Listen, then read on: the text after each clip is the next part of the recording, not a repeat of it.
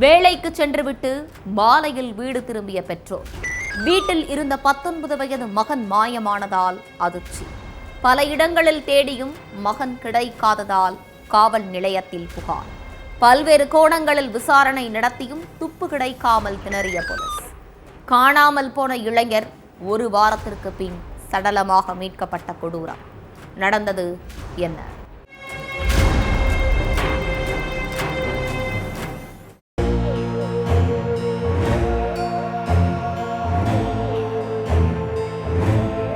வழக்கம் போல காலையில வேலைக்கு போன பெண் கடந்த 1ஆம் தேதி நைட்டு 7 மணிக்கு வீட்டுக்கு வந்திருக்காங்க.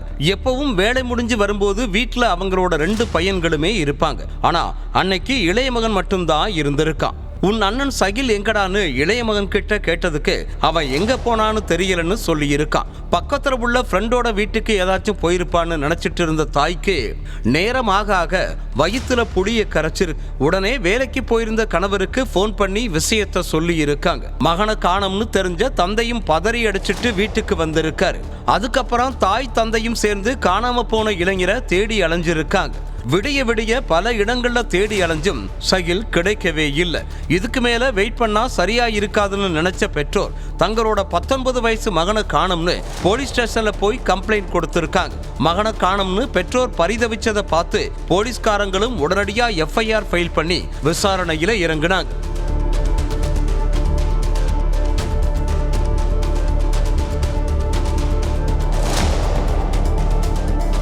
பல இடங்கள்ல பல கோணங்கள்ல தீவிர விசாரணை நடத்தியும் காணாம போன சகிலை பத்தி போலீஸுக்கு எந்த துப்புமே கிடைக்கல. சகிலுக்கு என்னதான் நடந்திருக்கும்னு நினைச்சு பெற்றோரும் போலீஸும் குழம்பி போயிருந்த நேரத்துலதான் கடந்த 3 நாட்களுக்கு முன்னாடி நடந்த கொடூர சம்பவமே வெளிச்சத்துக்கு வந்துச்சு.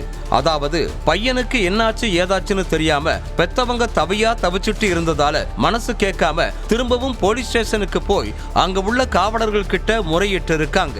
நாங்களும் எங்களால முடிஞ்ச அளவுக்கு தீவிர விசாரணை நடத்திட்டோம். இதுவரைக்கும் ஒரு சின்ன க்ளூ கூட கிடைக்கவே இல்லைன்னு போலீஸ்காரங்க சொல்லி இருக்காங்க.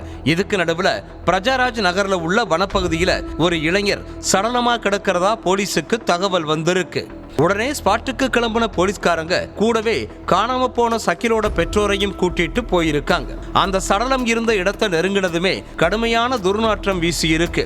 மாஸ்க் போட்டபடி கிட்ட போய் பார்த்த காவலர்கள் ஷாக் ஆகி நின்று இருக்காங்க.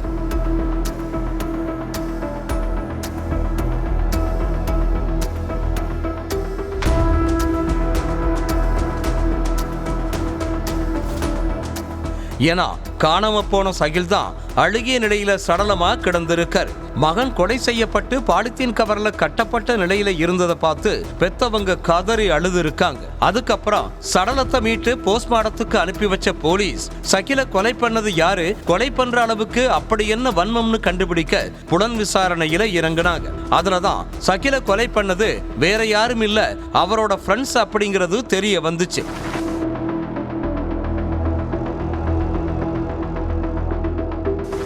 ஒடிசா மாநிலம் ராம்பூர் பகுதியைச் சேர்ந்த சத்யநாராயணங்கிறவரோட மகன் தான் சகில்.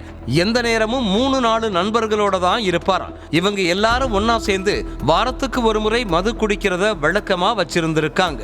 அப்படித்தான் சகிலும் தன்னோட நண்பர்களோட மது வாங்குறதுக்காக மது கடைக்கு போயிருக்காரு. மது பாட்டில்களை வாங்கின 4 பேரும் வனப்பகுதியை ஒட்டி உள்ள இடத்துல உட்கார்ந்து மது குடிச்சிருக்காங்க. 4 பேரும் சேர்ந்து மது குடிச்சிட்டு இருக்கப்போ எப்ப பாரு என் பணத்திலேயே மது குடிக்கிற, நீயும் பணத்தை கொஞ்சமாவது செலவு பண்ணுன்னு சகிலை கிண்டல் பண்ணியிருக்காங்க நண்பர்கள்.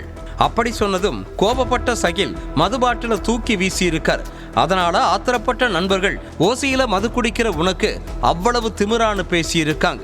இப்படி மாறி மாறி 2 பேரும் பேச வாக்குவாதம் எல்லை மீறி போயிருக்கு. நண்பர்கள் 4 பேரும் சேர்ந்து மரக்கட்டை எடுத்து சகிலோட முகம் தலையில கடுமையா தாக்கி இருக்காங்க.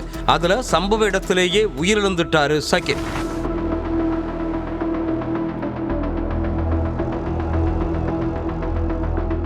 அதை பார்த்து அதிர்ச்சியான நண்பர்கள் போலீஸ்ல சிக்கிடக்கூடாது அப்படிங்கிறதுக்காக சடலத்தை அங்க இருந்த பாலித்தீன் கவர்ல சுத்தி பக்கத்துல உள்ள வனப்பகுதியில வீசிட்டு தப்பிச்சு போயிருக்காங்க.